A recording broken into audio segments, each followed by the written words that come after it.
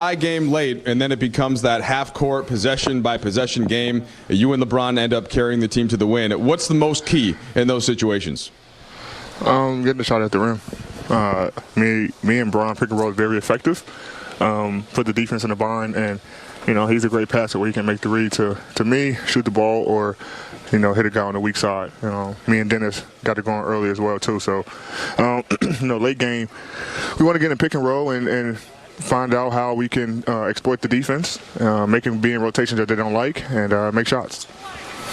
Man, you had your guard skills working tonight on the perimeter, crossovers, pull-ups, fading threes. How much fun do you have with that part of your game when you can also go inside when you need to? It was very fun. Coach wanted me to be a little bit more active on the perimeter, and especially with I'm in a game with Trez or Mark, and that's what I try to do. I just try to go out there and just play basketball and do everything that I can do within the system, and go out there and make plays for myself or others. All right, last thing for you. It was 2 consecutive games against the same team. That's got to be a little tricky. Now you go do the same thing against Memphis. What did you learn in this context in this unique season? You're never going to, we got a convincing win the other night, and we know that, just like a playoff series, you're not going to come in and easily win on the second night. And so this team came out very hot. We let them get very comfortable. Our defense was non-existent in the first half. A little bit better in the second quarter, but for the most part in the first half it was bad. And I think they shot 38% from three. Obviously the late game threes trying to get back kind of dropped the percentage, but they shot well from the three, and we can't allow teams to just be comfortable at the three-point line. But we did enough to get the win. Like I said, we're still learning each other. We're still trying to figure everything out. And it's always good when you can do that while getting the win. All right, AD, appreciate the time, man. The California Honda dealers, Happy New Year's, everyone. We appreciate you being here with us. Chris McGee, James Worthy, Robert Ory. We got Trudell down the hall. We got Brez working at home. Allie is off this evening. The Lakers sweep the 2-game set in San Antonio. They start off 2021, Rob, with a win. I'll just give you one stat that matters. LeBron and AD combined for 60. We know what happens when they do that. They win. They win the game. Yes, they That do. they did. But the thing about this is, it was a complete game. The first half, Kuz was hot.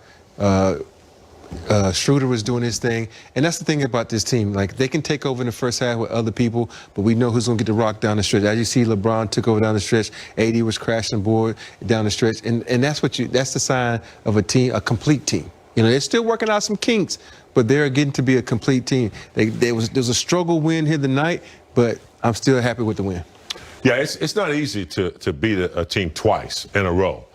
San Antonio, obviously, we're going to come back with some adjustments. They did a good job of finding their shots. They got some good shots, and then their bench was critical tonight. But I thought the Lakers did a good job collectively down the stretch. I thought Schroeder did a good job defensively. I know we're going to talk about that. I thought Wes Matthews, even though he didn't hit shots, he's very active in the game, making good assists when they need it. And I thought down the stretch, the two kings, King James and AD, close it out. Yeah, AD with 34. I'm glad you brought up Schroeder.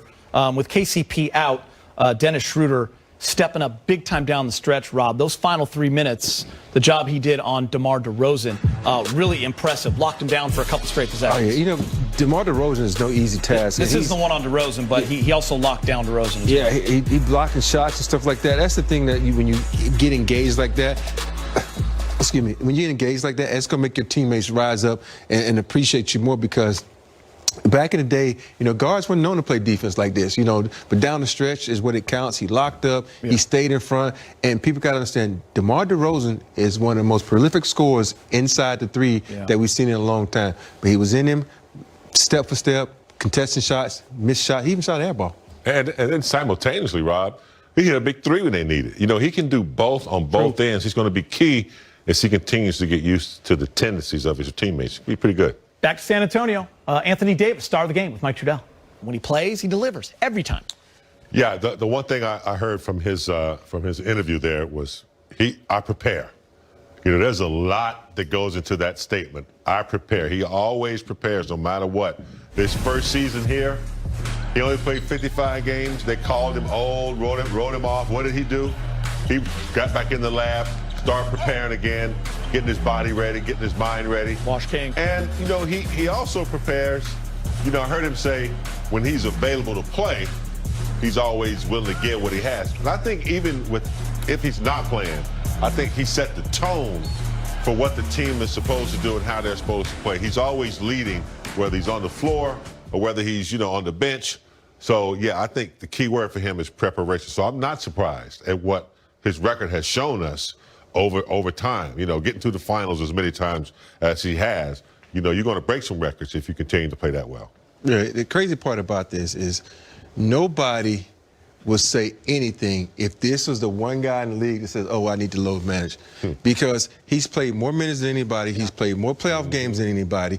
And he has the right to load manage because he's carried this team. It's not like he's one of those guys that coming off the bench, not playing significant. He's out there for 30-plus minutes. So you got to really take your hat off to him and say, good job, nice guy, for all the time you prepare your body to be in this league because it's a grind. I think about it, James. You and I still hurt, and we don't even play no more. Hurting right now. And, he's had some good players around him.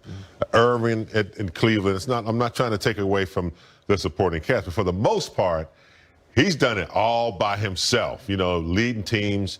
He hadn't had that three-headed monster that Golden State had, or, the team that you guys had. He did it a lot at Cleveland. Of course, in Miami, he had a little help. But at Cleveland and, now he's got AD, he's got a good duo. 9 out of 10 years in the finals. It's crazy. And then the shortest offseason in history, and here he is keeping it all going. Listen, the Lakers playing the Spurs once again. I know it's unusual during the regular season, but in the playoffs, it's the norm, and we saw it just a couple of months ago, James. What's kind of the advantage for a team when you play them 2 times in a row? What kind of adjustments are you seeing?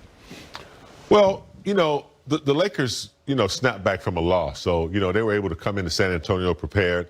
I think the one thing is, a lot about their strengths, and it's hard to make major adjustments this quickly. So you pretty much go into with the game plan. San Antonio without Marcus Aldridge, they were really hurting. So I expect them to really dig deep in the paint more, try to utilize that. Take advantage of the three-point when they have spacing. But I expect them to get out and run, take advantage of points in the paint because they're bigger, I think. And Montrez, I think, is a player too that I think can do a little bit of domination inside.